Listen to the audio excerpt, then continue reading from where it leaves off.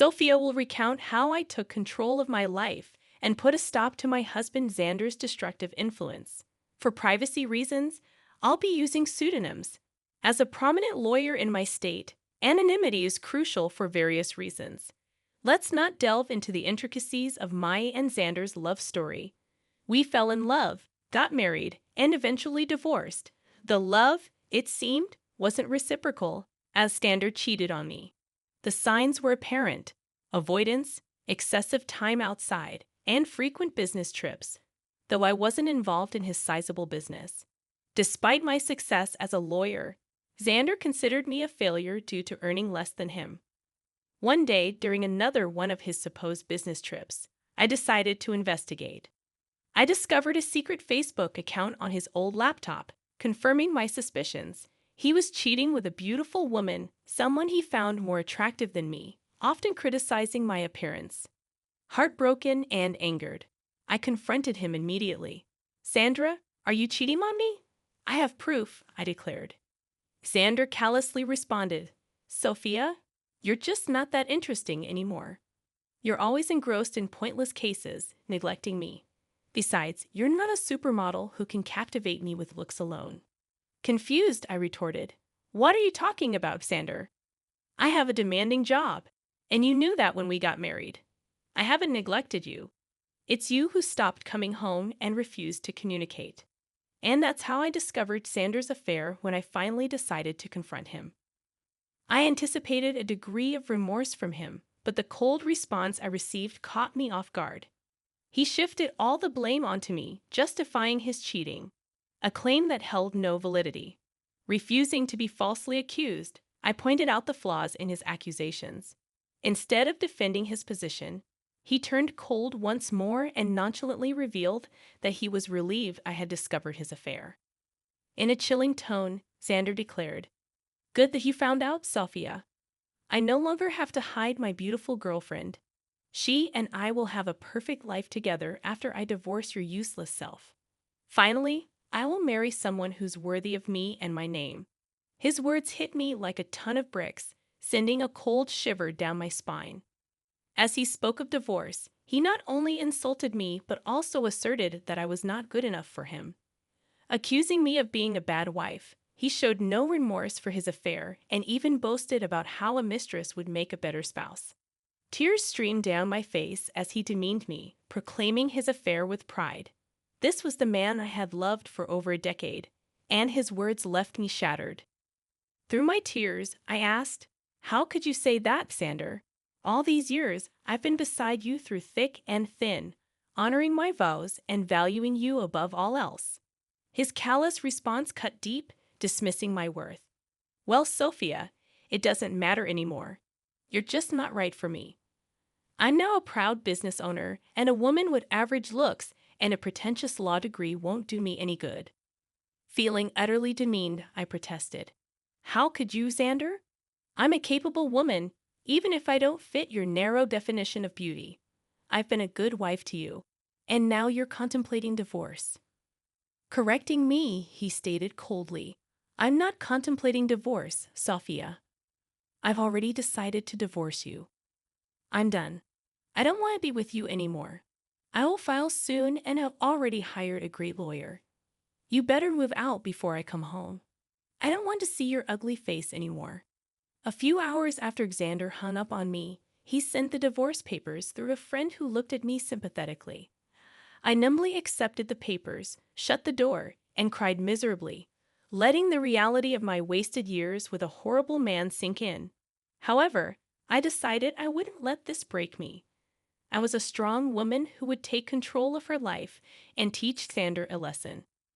When Xander's friend delivered the papers, he mentioned that Xander had talked about drawing out the divorce. Initially puzzled, it dawned on me that we had a prenup. Xander had insisted that I was entitled to half of his business if he cheated, something I had overlooked in my emotional turmoil. It made sense why Xander wanted to prolong the divorce. He hoped I would give up my rightful share. Determined not to let go of what was rightfully mine, I immediately called his lawyer and set up an appointment. Within 2 days, I moved out of Xander's house and into my childhood home, which was in my name. I texted Xander that I had already moved my belongings, asserting, I took my ugly face and body out of your Dan house. Good that you've come to your senses and not making a fuss. Xander responded, boasting about his lawyer's reputation. But I calmly warned him, I won't give you my business, that's for sure. For now, you will stay away from me. Determined to uphold the prenup, I was ready to face whatever challenges lay ahead. I don't want to talk to you. You can only speak to me through my lawyers now, and I expect you to empty my house. Xander's words ignited a surge of boiling rage within me. It's astonishing how anger and hatred can fuel one's determination when faced with such utter contempt. My mind cleared, and I couldn't help but almost laugh at Xander's ignorance. He had no clue who he was up against. Doubtful that his lawyer, Jake, knew either, I arranged a meeting with him at a cafe. Upon seeing me, Jake began to visibly tremble, only calming down upon recognizing me. He seemed confident, but not enough. Jake was a decent lawyer, but he hadn't anticipated facing off against someone like me. Xander never considered me influential, so Jake was utterly unprepared for our encounter. Jake appeared nervous and his hands shook, but I refrained from further intimidation. He wasn't to blame for my predicament. Hello, Jake. Nice to see you here, I greeted, noticing his surprise. If you have any doubts, let me clear them for you. Yes, I am the wife. Ma'am, I'm so sorry. I wasn't expecting you to show up. Jake stammered, flustered by my presence. The surnames don't match because I got married after I received my law degree. I used my maiden name for official purposes, I explained. Ah, I see, Jake muttered, visibly uncomfortable. So I'm guessing you want to drag out this case. That's what my client has told me. Your client has been misleading you, Jake. He's the one who wants to prolong this case. Isn't that what he told you? I confronted him directly, knowing my reputation as a lawyer spoke volumes. Jake squirmed under my scrutiny. Accustomed to asking the right questions, I didn't mince words. You don't have to answer that, Jake. I've known Xander for over a decade. I married that idiot for God's sake. I know what goes through his thick head. Concerned for Jake's predicament, I decided to enlighten him. Since I know you, and it's not fair on you, I'll tell you the truth about this divorce. What do you mean, ma'am? Jake inquired, clearly taken aback. Did my dear husband mention to you that he cheated on me? I asked pointedly, watching Jake's expression for confirmation. His reaction spoke volumes, confirming my suspicions. Once again, Jake was caught off guard by my revelation. I won't lie to you guys. It did sting and hurt my ego to admit to my colleague that I had been cheated on. It's not a pleasant experience. However, I knew better than to betray my emotions. No matter how humiliated I felt, I still had the upper hand, and I was well aware of that. Jay, on the other hand, didn't know. He said, no, I don't think my client has told me about that. But he did warn me that, in his words, you would make some baseless accusations because you want to ruin him. Oh, you poor thing, Jake. Your client has played you like a fiddle. Although it might make you happy to know that Xander thinks you are one of the best lawyers out there. Well, that's a big compliment, but I will never measure up to you, ma'am, Jake confessed. I wish he had told me that his wife also practices law.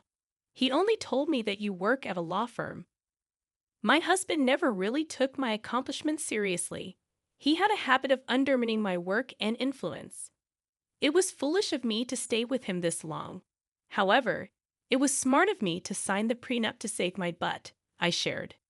Jake was completely taken aback by the mention of the word prenup. He looked shocked, and the term seemed foreign to him. I didn't need to be a rocket scientist to know that he had been ambushed again. Xander had conveniently forgotten to mention the prenup to Jake, perhaps hoping I had forgotten about it. Well, who knows? It didn't matter. Since the word of the prenup was out there, Jake was frazzled. There's a prenup in this marriage. Your husband hadn't mentioned that. Do you have any proof, ma'am? Jake inquired. Oh, I do have plenty of proof, Jake. I brought the papers along. I had a feeling that Xander would try to get out of dealing with the consequences of his actions. Well, not on my watch. I would really like to see the papers, ma'am. Also, I think I would need to see proof of his affair if you have any. Don't worry, Jake. I brought along everything. Like I said, it isn't me who wants to drag out this divorce. The sooner it happens, the better it is for me. I handed over all the evidence to Jake, from messages to pictures and documents. I had all the proof right in my handbag, casually giving them to Jake, knowing that the case would always go in my favor. Jake studied each and every document thoroughly before signing and looking rather defeated. He then looked at me and said, "I see that you have solid proof of everything, ma'am. I had no idea about all of these things. I figured that out, Jake. Also, I know how difficult it is to work with unreliable clients, especially when the opposite party has an equally strong lawyer for their case." "You're right about that, ma'am. I think that's all I needed to talk about today. I believe I need to have a serious conversation with my client before I decide to proceed with his case. I'm sure someone will contact you soon, although I can't say that it will be me." I could tell what Jake was hinting at but didn't comment on it. I thanked him for his time and proceeded to walk out of the cafe. I went straight to work and started to prepare my own documents for the divorce. All the lingering sadness was gone. Now, there was this rage within me that was driving me to make sure Xander suffered for what he had done, and I knew he had no way out of this mess he had created. It took Xander one day to get back to me. He called me on my number despite telling me not to contact him directly. It was funny but not surprising. I knew he would find himself in this situation. When I answered his call, he sounded very pissed off. "What the hell did you say to my lawyer, Sophia?" My, look who's calling after telling me to stay away. "Now what happened with your lawyer, Xander? Stop playing around, Sophia. Tell me what you told him that made him quit today. Your lawyer quit today? How sad, Xander. I guess you should have been upfront about your situation and who they would be fighting against. You don't know what you're saying? You are a freaking nobody. I won't let you take away my family business." "Oh, I would like to see you try, Xander. I will hire a better lawyer and doubt you. Just wait and watch. I will destroy you in court. You will come to me begging for mercy." "Well, sounds like a plan, Xander. Good luck with that. But a word of advice from a lawyer. Remember to tell your new lawyer about your affair and the prenup." When I said that, Xander simply hung up on me. It made me chuckle. He was in deep trouble but still didn't know it. He would try every lawyer in town and see if anyone would represent him. I am a known name here, so people knew not to mess with me. Plus, anyone stupid enough to believe his lies would be dragged down to reality when I presented them with my ammo. Xander said that he would make me beg for mercy.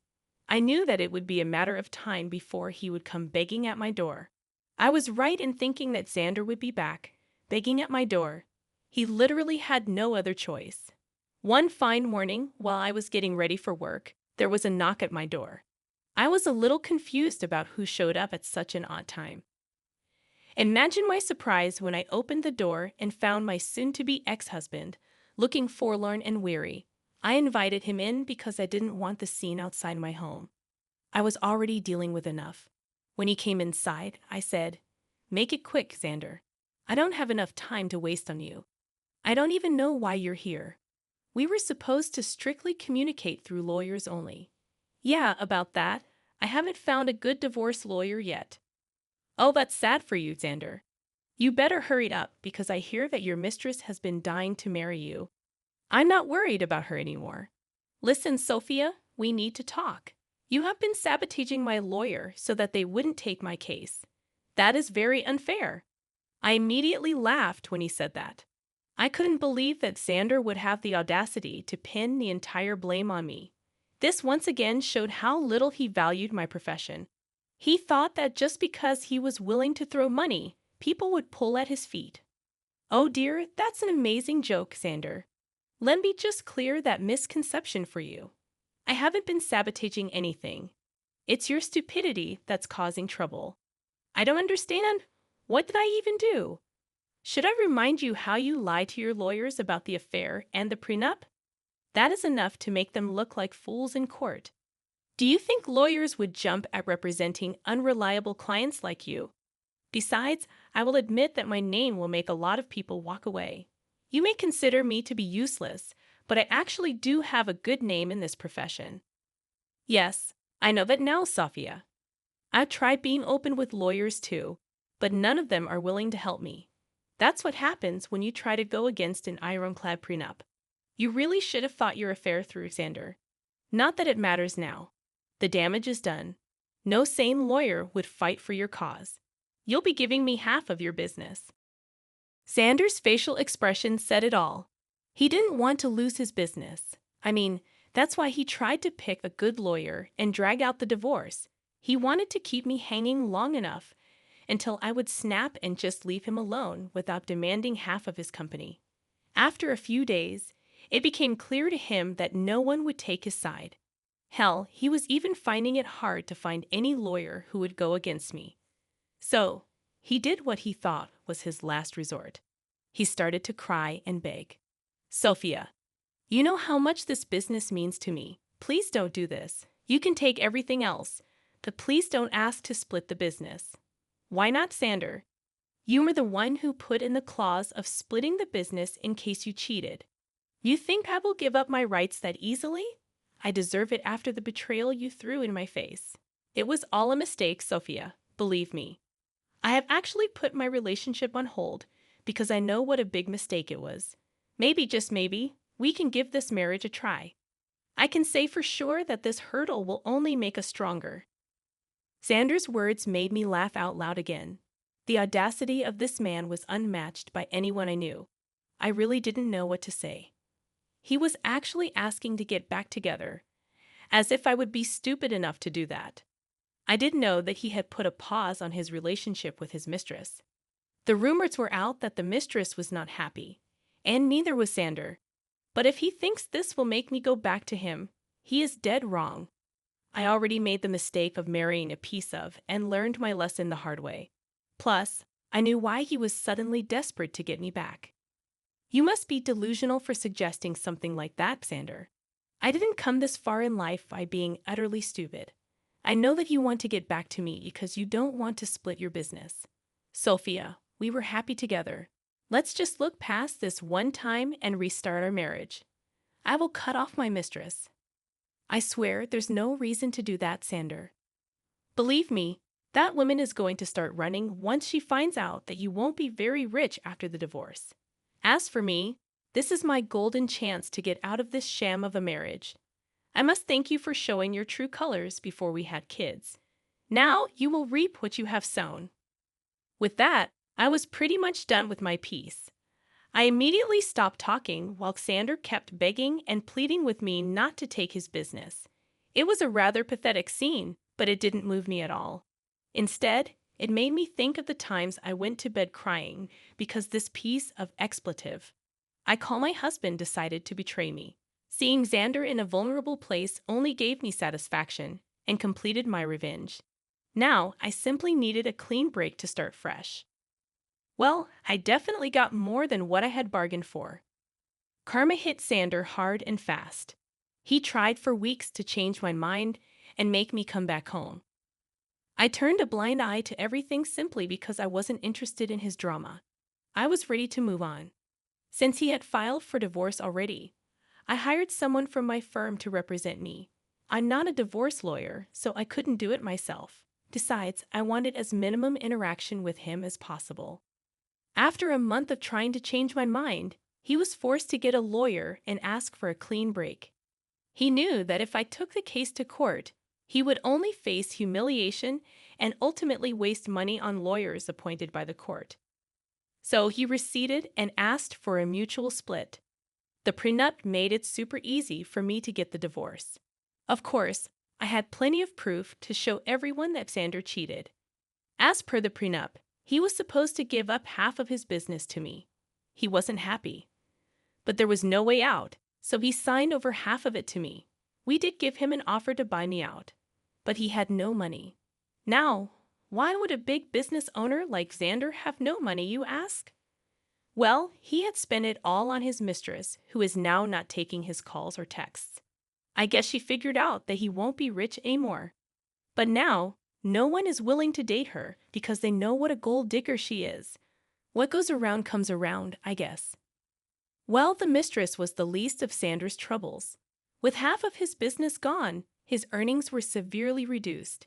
He had to sell his house because he didn't have much money to maintain it or even pay the mortgage properly. He's currently renting a condo that is a serious downgrade from the big mansion he stayed at.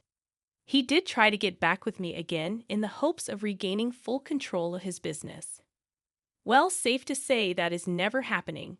He now either has to continue the way it is or manage to save enough money to buy me out.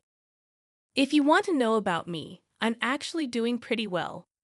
I have appointed someone to take care of my share of Xander's business, and so far, things have been amazing. I ended up upgrading my lifestyle by buying a new mansion due to my combined income from law practice and business. Things are going well. I'm living my best life, and I honestly couldn't be happier. All in all, the divorce played out well for me. Instead of getting played by my ex-husband and his mistress, I ended up ruining their lives and bettering mine.